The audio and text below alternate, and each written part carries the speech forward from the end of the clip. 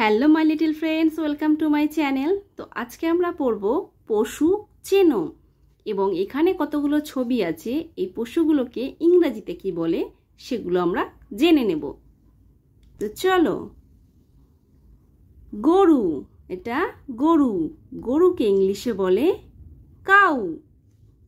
এটা ছাগল, ছাগলকে ইংলিশে বলে গোট। এটা ভেড়া, ভেড়াকে ইংলিশে বলে শিপ। এটা মহিষ, মহিষকে ইংলিশে বলে বাফেলো। এটা কুকুর, কুকুরকে ইংলিশে বলে ডগ। এটা বিড়াল, বিড়ালকে ইংলিশে বলে ক্যাট।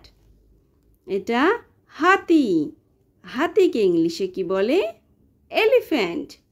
এটা সিংহ, সিংহকে ইংলিশে বলে লায়ন।